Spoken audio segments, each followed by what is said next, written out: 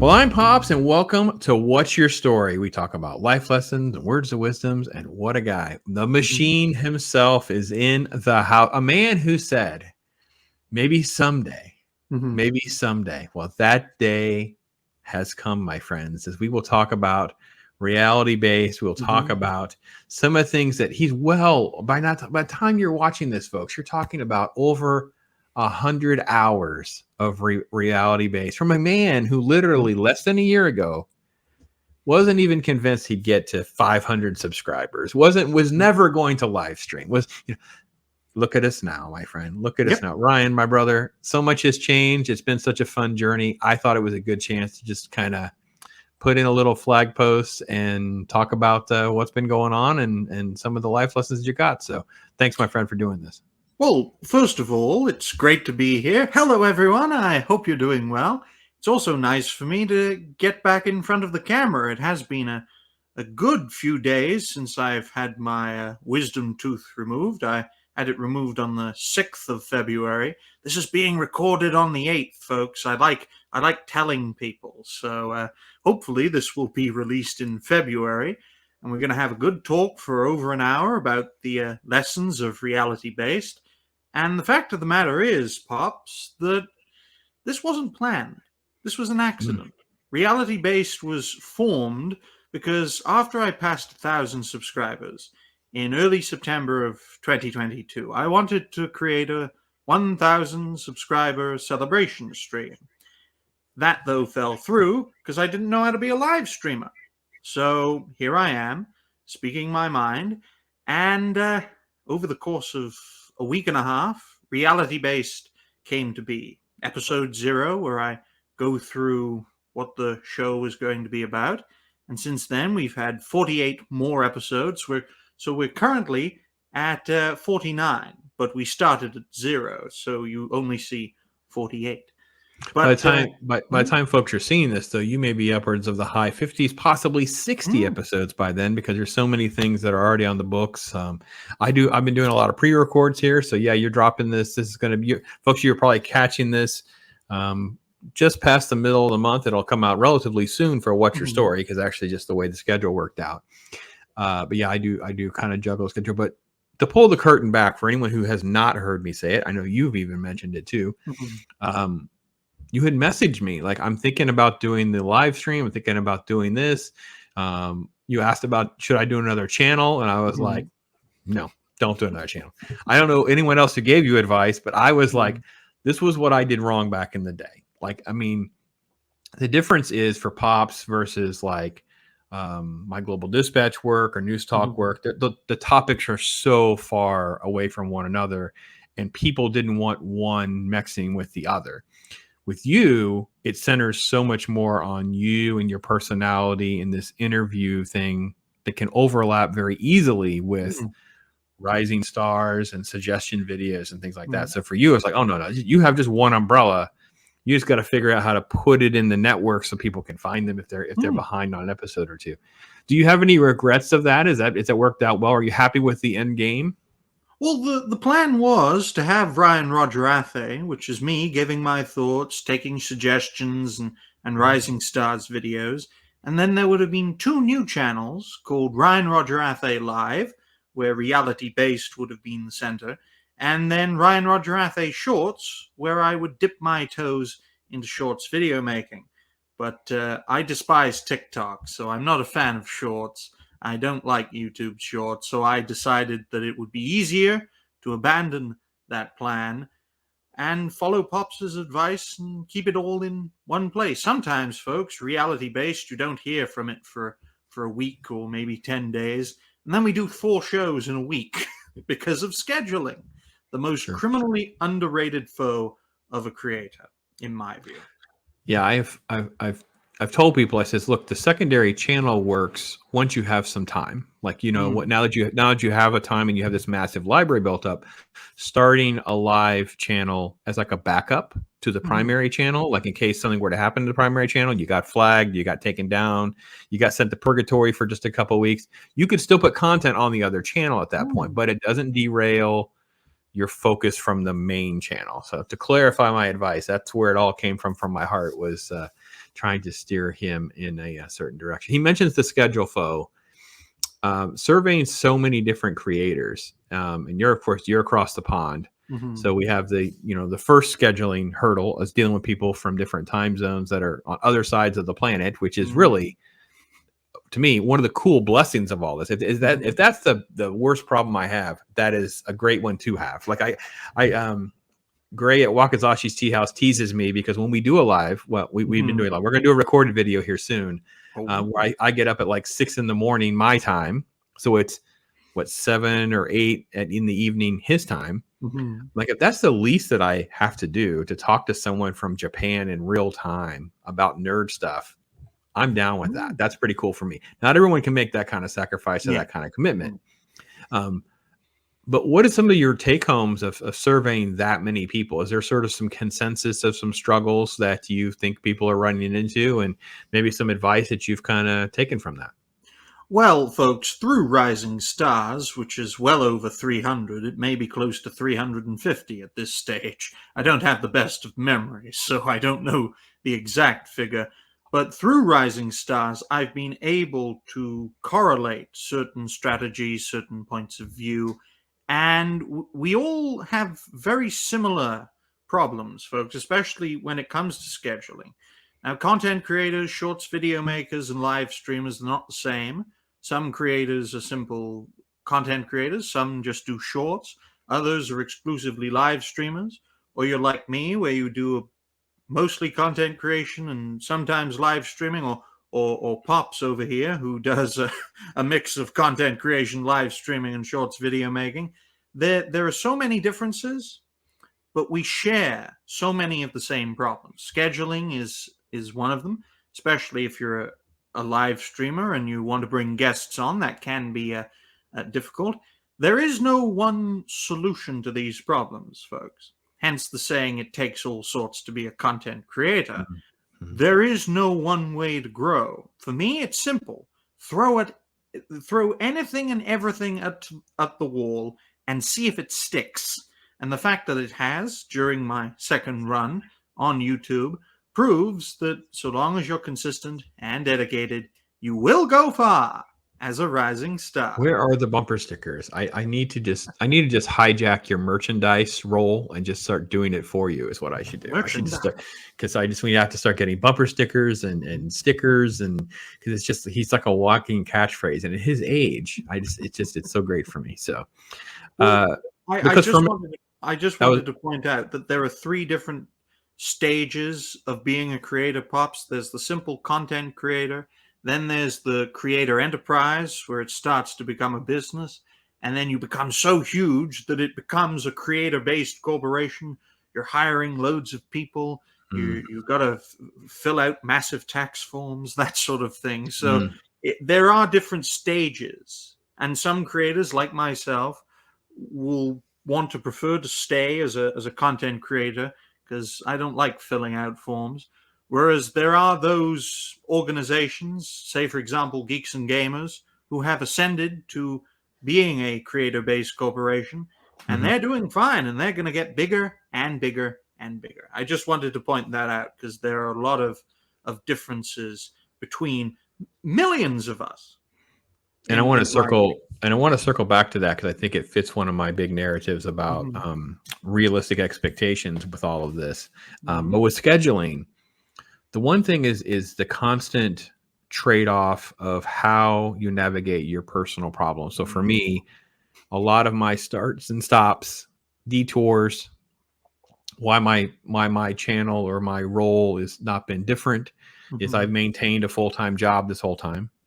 I have a massive size family this whole time, which came with different times of struggles, challenges, and wonderful things, blessings, right? I mean, when you have children, it's a time where, no offense, that YouTube doesn't matter, spending time with my, young child, or they have an event or things like that on weekends. So every single weekend is going to be tight, whatever it may be. So then you have to, in my opinion, and I want Ryan's thoughts on this. Again, he's talked to so many different folks who've talked about all of these different challenges or whatever in their own way. And for me, it was always, I guess I would say that I never held back out of fear. Mm. I was never afraid of doing more. But I will say, very early on, I realized during the transition between writing only for other people or doing things only for other people to doing at least a little bit for myself or that I owned was, oh, I don't have control and that was before we really knew what it wasn't even called an algorithm back then. Well, I don't even know what we called it back then. But there was something. The search engine was doing things that I could not control. So Hmm. therefore, and maybe it's because I come from like a math and science background where I couldn't statistically nail down what the rules would be. So like, the best example I can give is very early on, I'd gotten a sweet gig. I was covering Sherlock. If you remember the popular show with Benedict Cumberbatch. I was Hmm. in on it early. I was loving it. I'm writing about them. I mean, on a slow day, I'd get 4,000 views on a single story. And there were days where you would have multiple stories in a single day because you could have news about the upcoming episode. You could have the information about the current episode. You could have a rumor about what's going to happen later on. You could have 3 or 4 articles in an entire day. And people were just chewing it up faster than you can. And we've seen this with other IPs. Obviously, we saw Hmm. this with Game of Thrones. We've seen this a little bit with House of Dragon. So things like that. You see this. But what I was noticing was there's no consistency. It wasn't like I could bank on something and therefore I could move forward with something. It's like it was just, and maybe it's because things were so experimental. But when I hear other people talk, I've listened to all of the reality based. Obviously, we Hmm. have that's another struggle too. When you're doing content creation, you want to support other content creators, but Hmm. you only have so many hours in the day. I hear people echoing the same thing. I have a family. I've got a full Hmm. time job. I'm doing these kinds of things. Who has a good example, maybe, that you could give of someone that has found a fair balance with how to try to move the ball forward for them and found some success? Well, when I give examples, the easiest example would be myself. Mhm. Now, in regards to being a creative, folks, you've got to balance work, life, family, all sorts of things. So it's like juggling grenades, and if if one of them falls on the floor, it'll blow up, and you will be damaged. Because if you neglect one of these different things, then it'll fall out of your juggling maneuver, and that's how you'll get.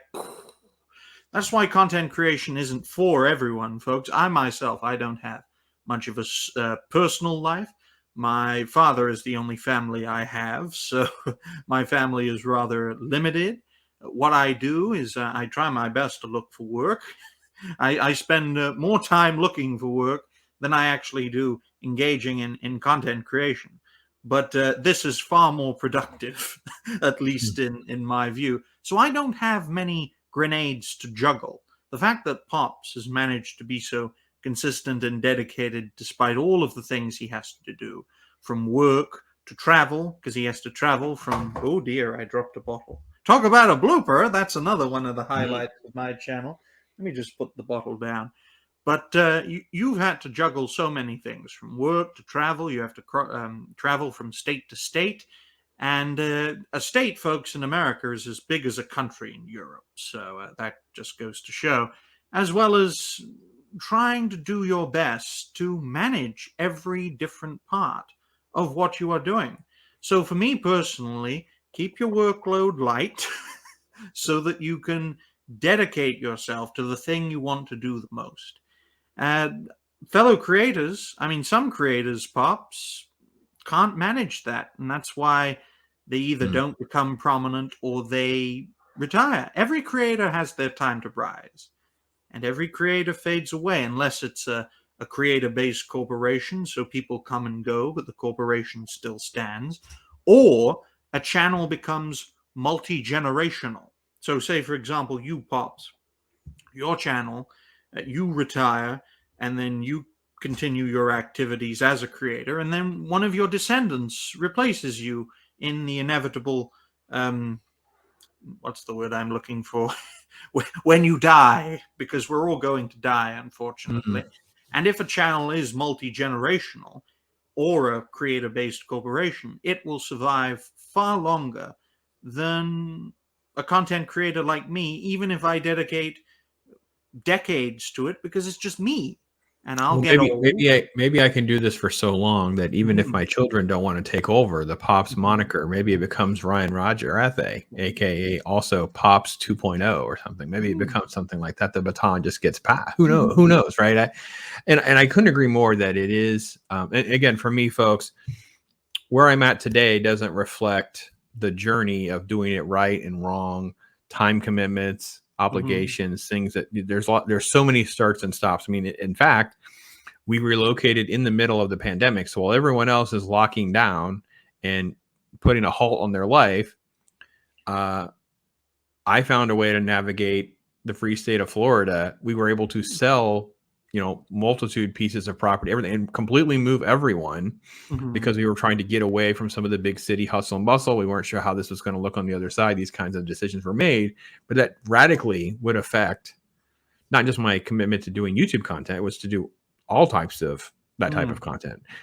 There really were no movies to review. So that part had already driven up, right? There was no press credentials to go see things or do things. So the things that I've been doing dried up.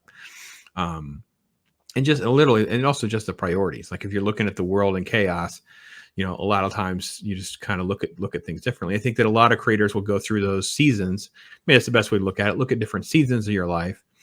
And again, you have to manage that with your expectations. Ryan has a place right now where he feels like he's got a pretty good balance. Mhm. But let's say tomorrow, if it's God willing, it's what he wants to do. He gets a nice job and he has a nice, Mhm. day job at a bank and he's working business hours. Well, Mhm. suddenly the Ryan Roger ATHAY enterprise has to evolve to Mhm. accommodate that decision that he's going to make with what his channel will look like. It doesn't mean the channel has to go away, but then let's No. just say a live stream becomes once a week, or this is the certain night, Mhm. this is a certain time slot, and then you have to manage the expectations with what they look like. You've been probably the most transparent creator Mhm. of discussing how the growth is so significantly different Mhm. based not only on based on those two factors, right? The type of content you do and the consistency of when you do it.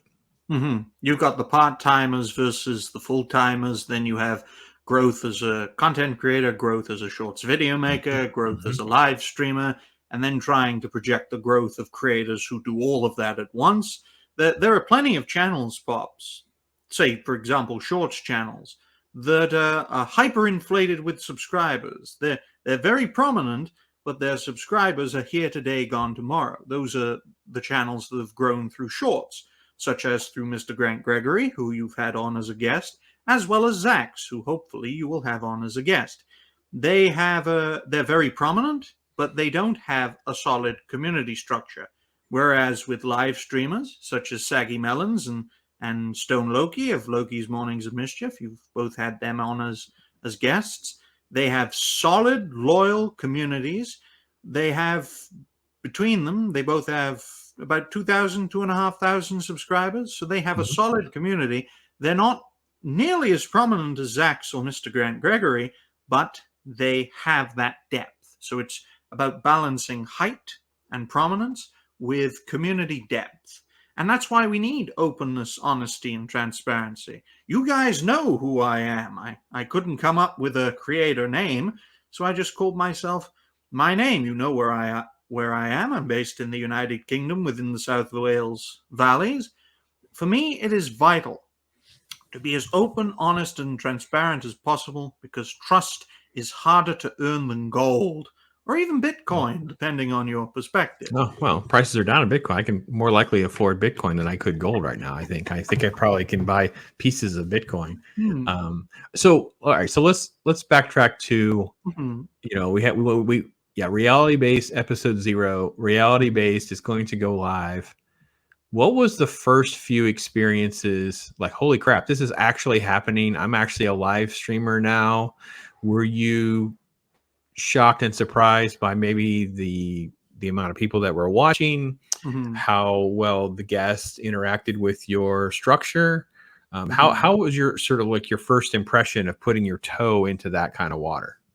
Well, the nerves were ironed out in episode 0. That's why we did it, so we could get a lowdown of the situation, a sort of practice run before we Hmm. bring guests on.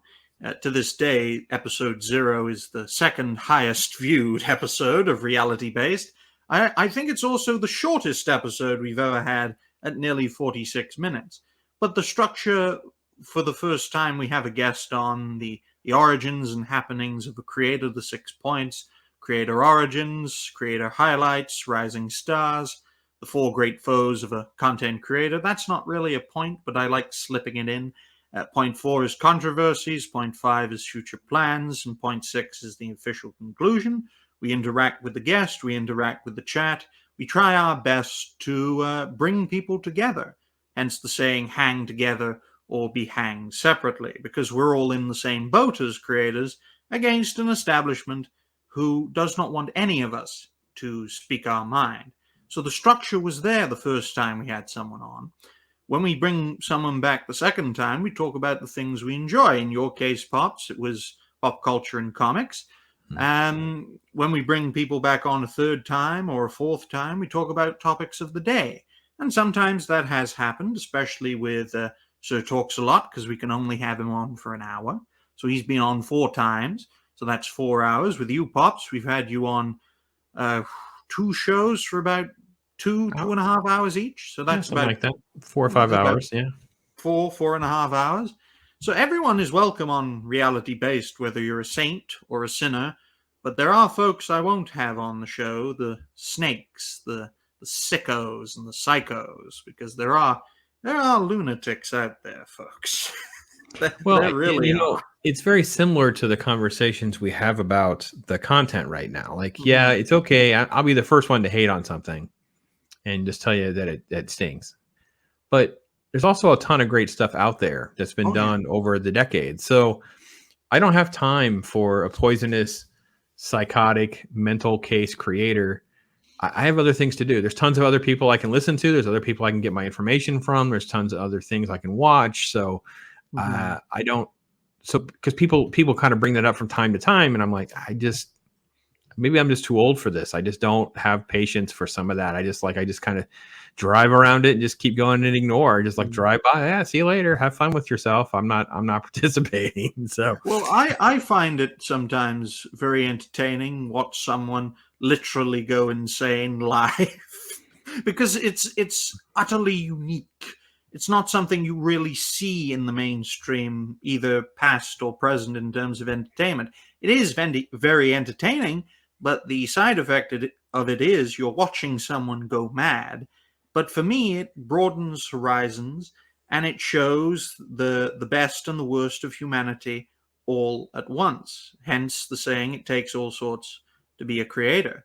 So there are some wackos out there, but they can be very funny. And those who really do troll them, what they have to endure, they should be given a medal, because they're milking those lunatics and they're growing as a result, and so much the better for them.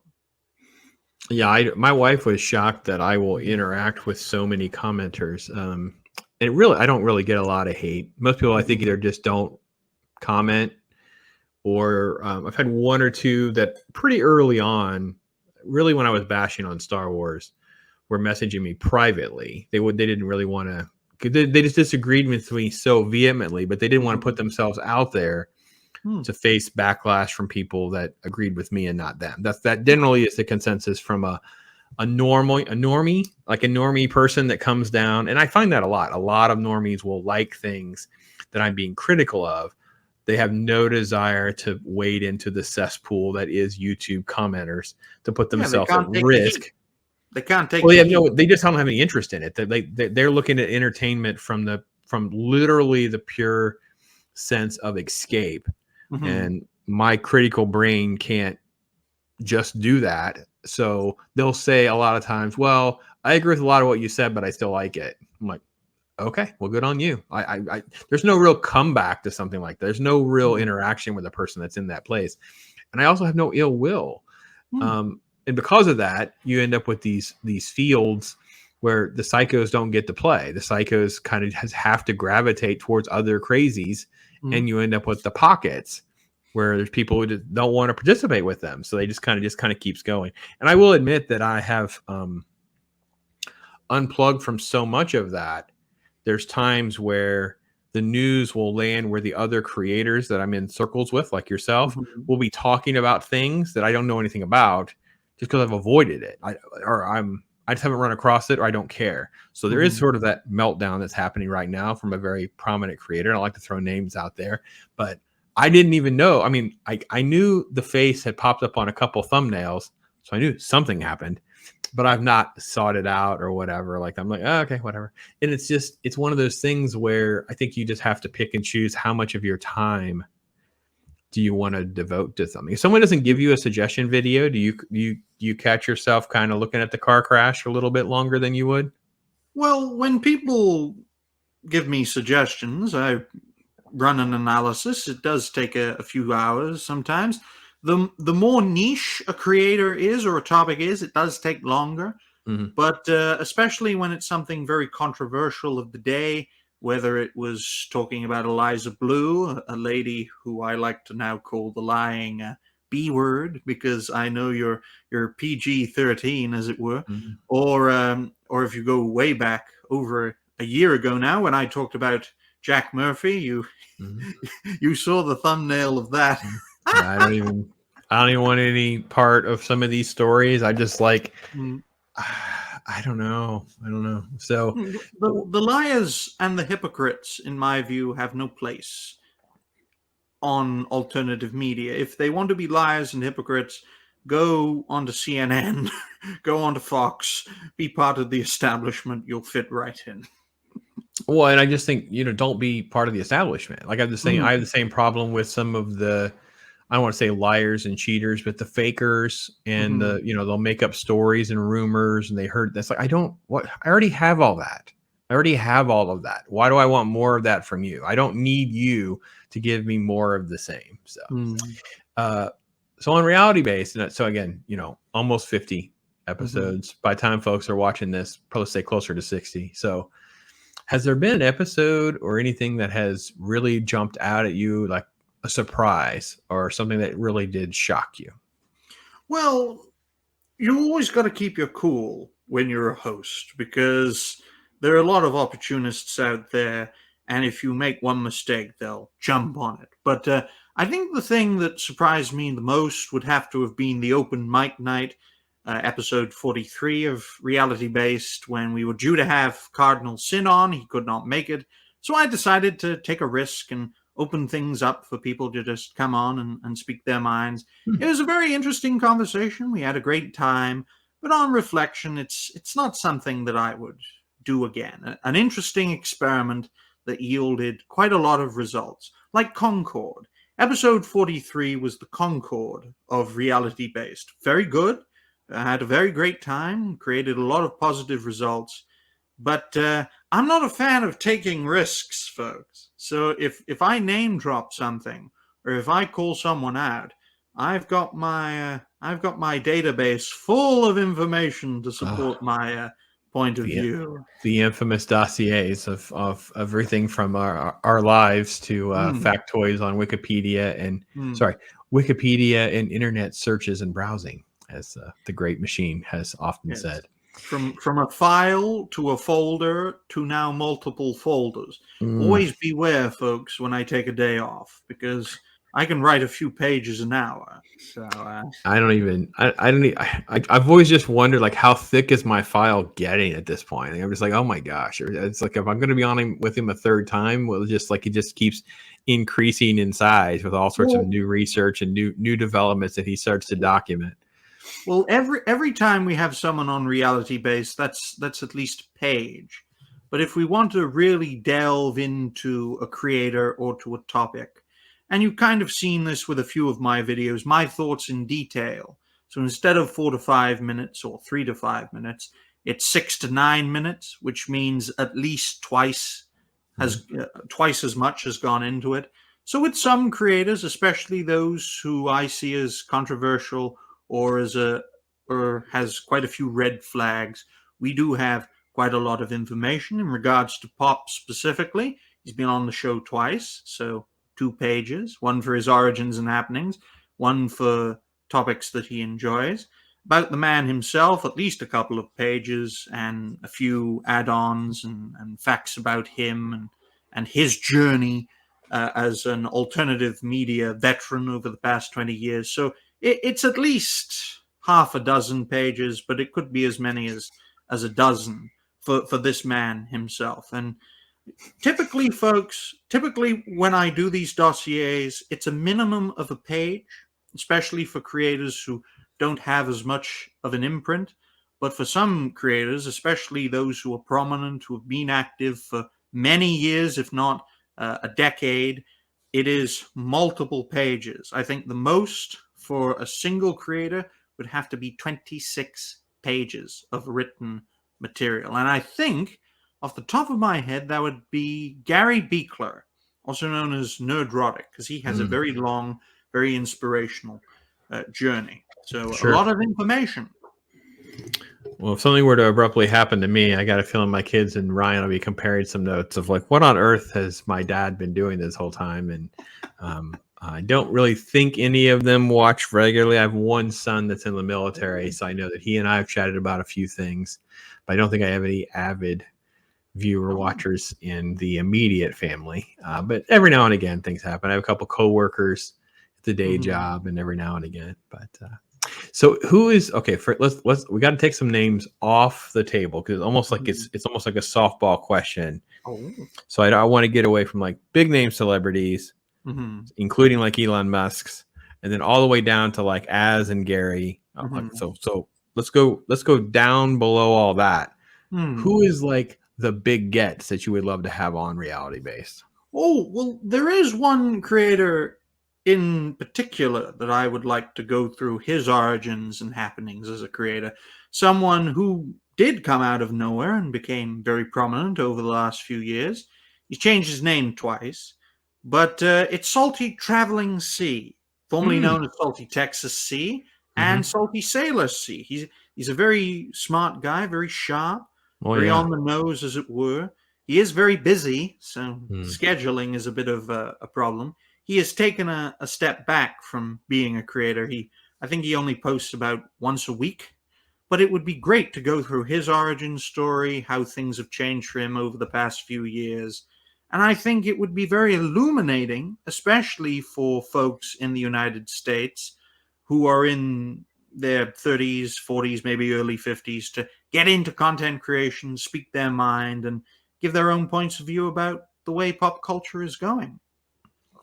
Is there an arena of content creation or something where you're like, I have a curiosity, I don't know much about it, but it seems like there's something really intriguing happening in that sort of topic? Like, for instance, my wife is really into regenerative farming, type of, it always sounds like hippy dippy stuff too, about like the type of food that you're eating, what's in the foods and manufacturing, those kinds of things.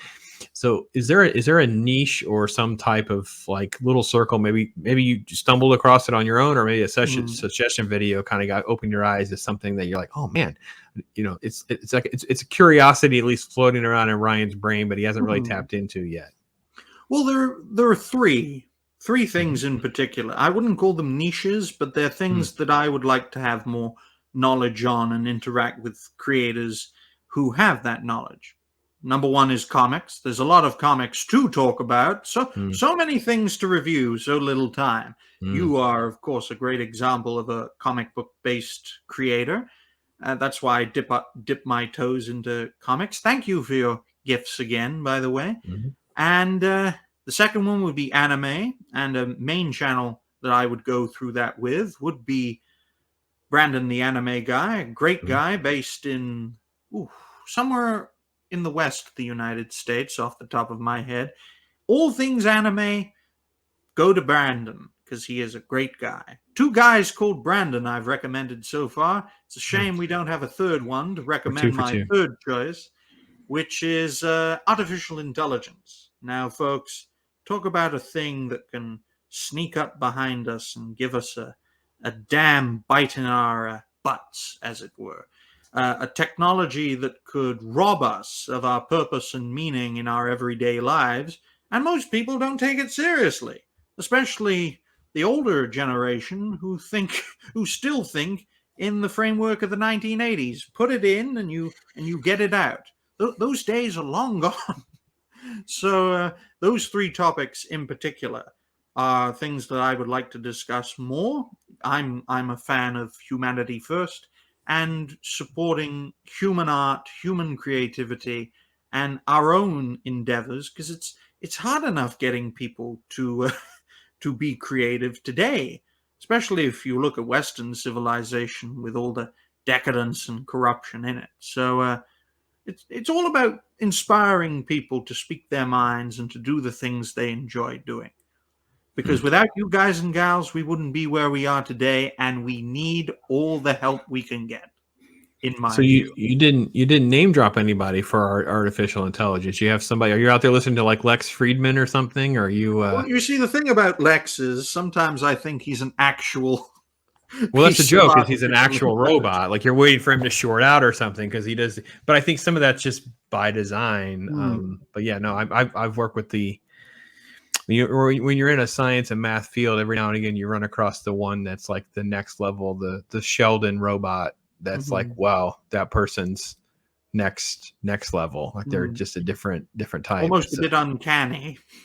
Yeah, well, and they're just their CPUs are different than ours, and they don't have like emotional processors the same way we do. So there's some other forms of expression they usually have, and things like that. The fact that he's been able to do what he's done is actually quite remarkable. So yeah. But who do you tap into to keep leveling up on some of your AI interests and knowledge?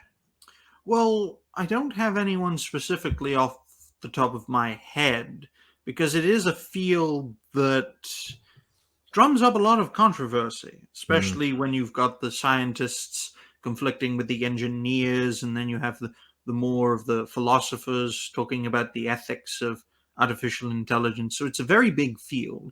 Some people don't even take it seriously. So for me, it's about finding the up and coming creator who talks about these topics and then seeing if they have the potential to be a rising star, and then cooperate with them by engaging in conversations about that specific topic. You with comics, Brandon the anime guy with anime, and hopefully there will be someone out there whose niche is artificial intelligence. That's awesome. Fascinating. Folks, if you have anybody you want to recommend to Ryan, make sure you put those comments in there so he knows that you've already tapped into a creator that you like, and we can all learn. And because it's just like you say, again, I think you're also one of the few voices that's talking about just the YouTube scale of not just thousands or hundreds of thousands, but millions of people, like millions of people in India and China and there's so many places that we're really not even tapped into yet. Like they're not really in the volume that you would expect. To put it into context, over 1 billion people actively use YouTube to watch. In terms of active creators, there are about 58.5 million, according to Social Blade. That's channels off the top of my head. So there is at least tens of millions of creators out there, as well as establishment corporations, creator-based corporations, creator enterprises, and simple content creators like myself. And it's just beginning, folks. I mean, YouTube's only been around for what, 15, 16, 17 years, and it's only got less than 60 million active content creator channels. At nearly 60 million, that's nearly the population of the United Kingdom, which is 70 million. And the market is just going to get bigger and bigger because of China, India, the developing world, slowly but surely getting the technology to be on the internet. So a lot is going to change. There is going to be a lot of cultural clash because India and Africa especially are far more conservative and traditional in their perspectives, whilst we in the West are far more progressive for one reason or another.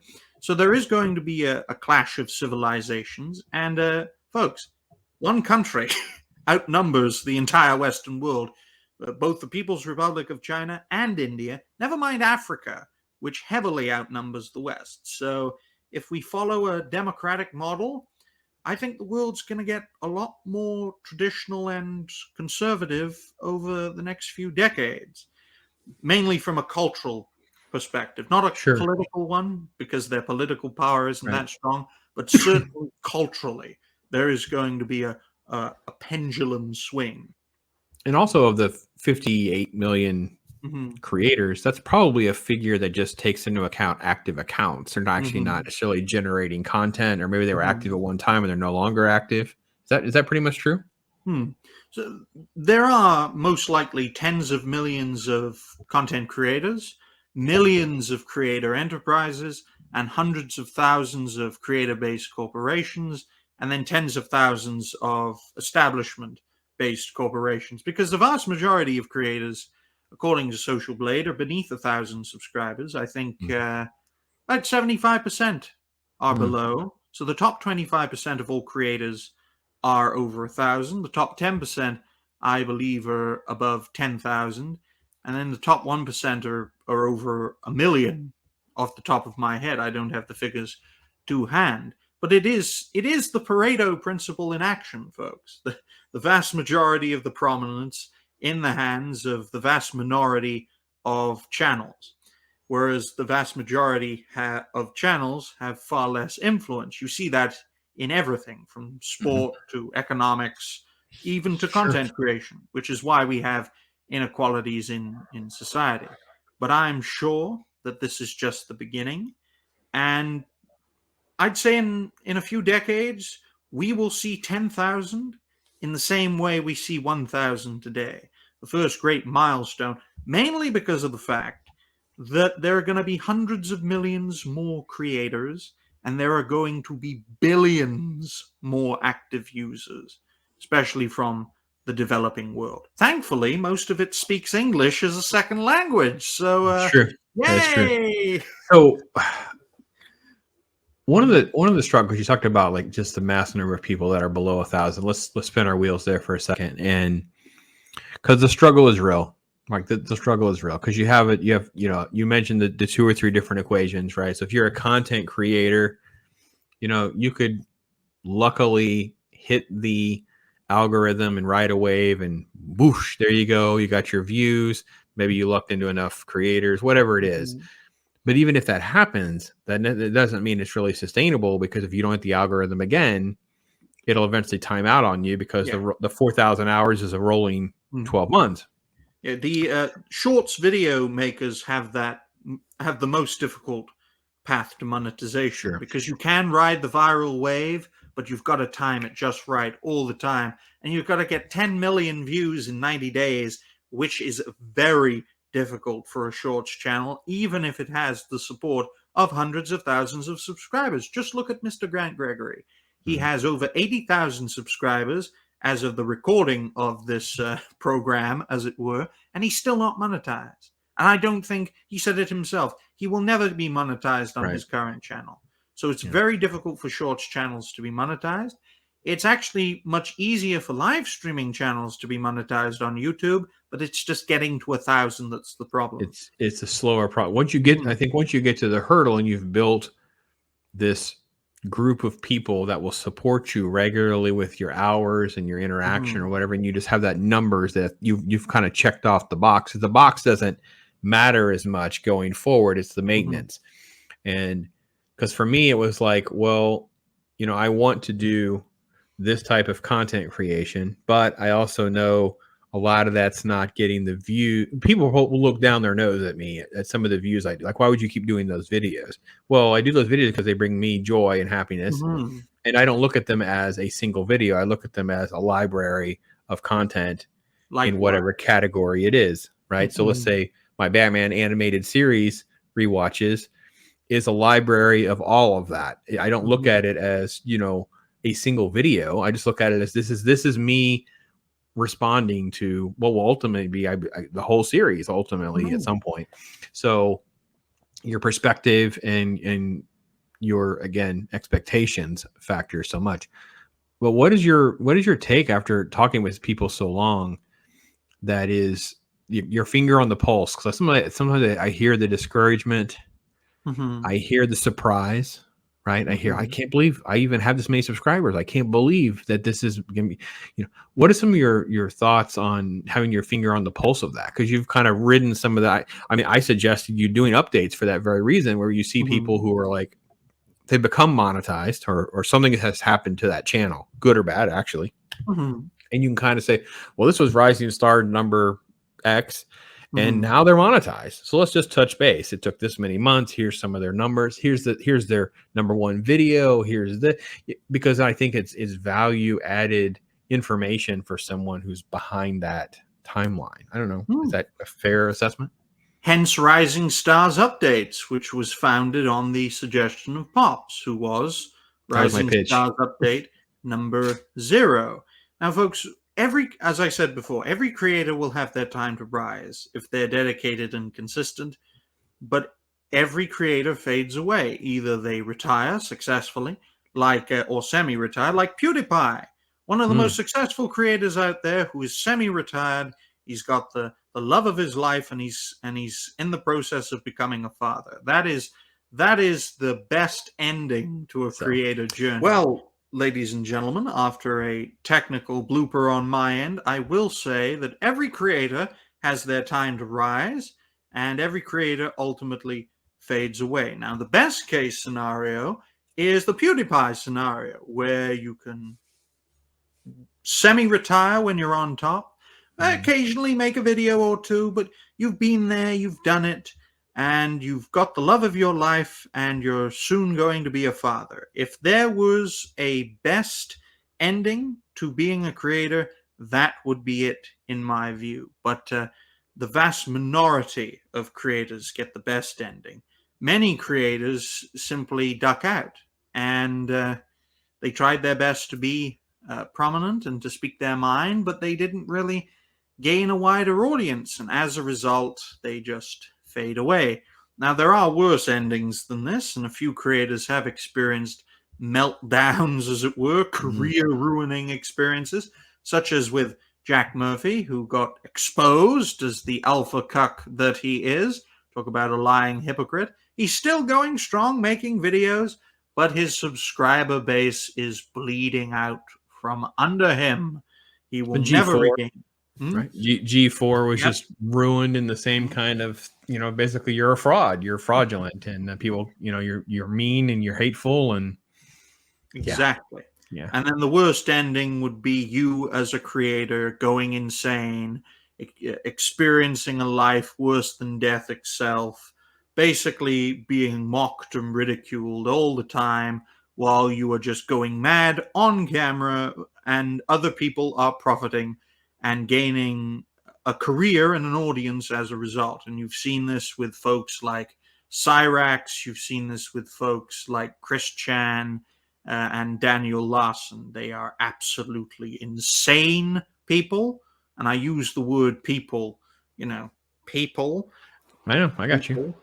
I got you. And No, you're good. I they picked up do. what you threw down there. I got you, brother. So there are all sorts of ways a creator can start.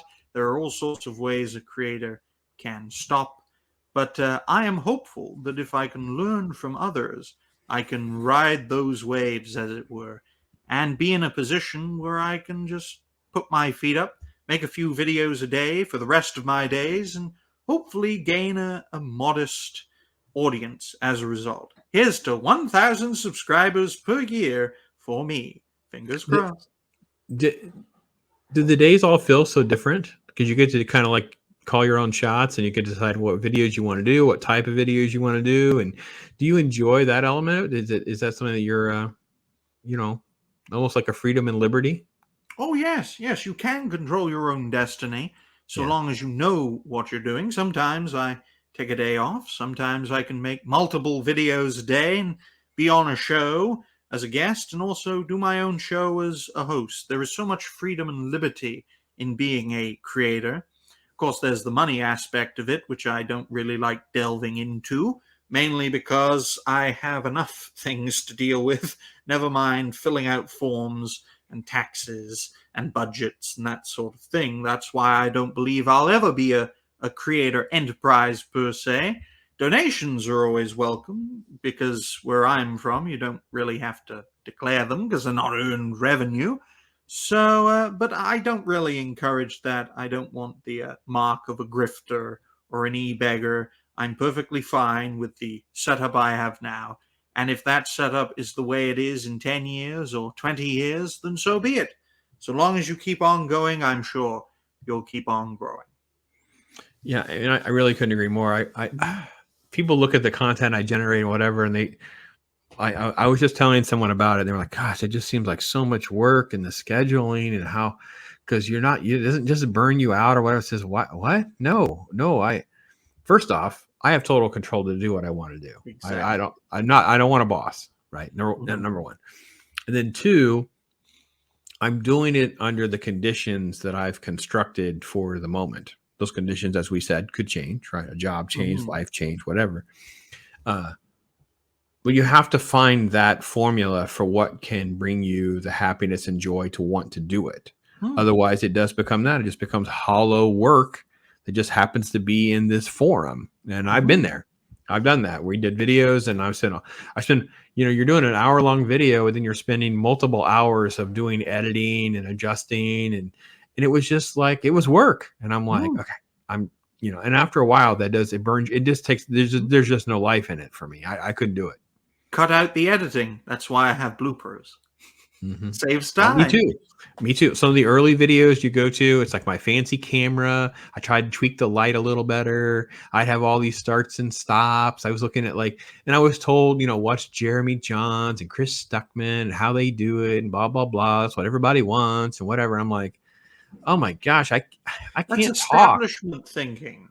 I can't speak. Yeah, but I didn't know that. And I come from that field where everything was so manufactured and edited and created. So it seemed normal to me. It didn't seem as alien as it does now, where I wish someone had just said, get a USB camera and a USB mic and just go have fun.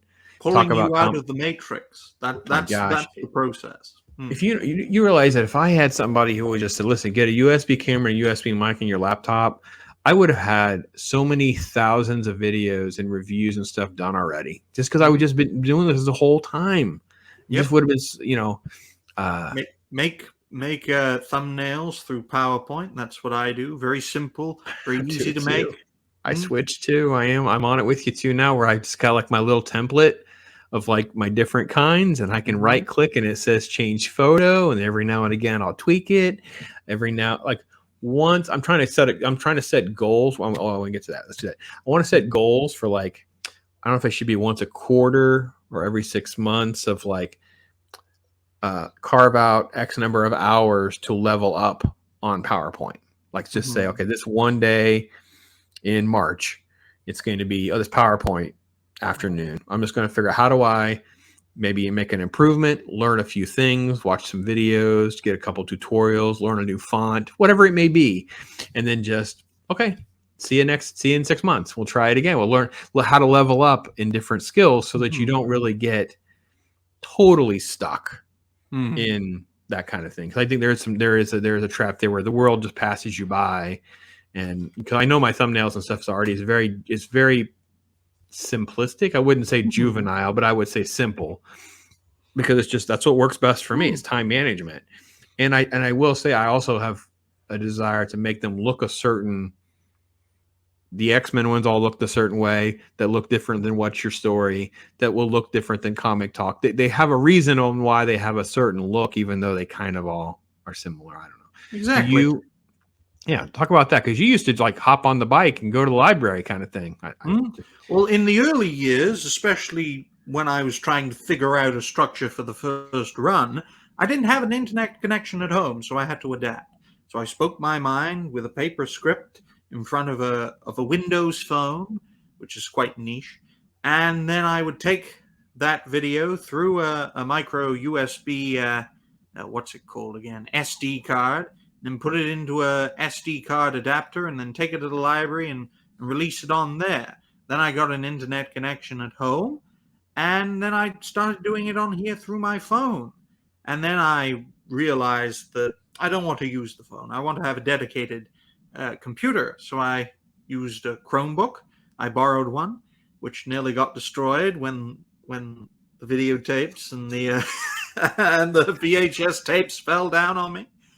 No, it wasn't the VHS tapes. If the VHS tapes fell on me, folks, the Probably would have been damn thing would have unconscious. Yeah, you probably would have hit. been unconscious. I think it's mostly DVDs and stuff. However, we do have that video clip, so we can definitely make sure everybody has seen that because it is white gold.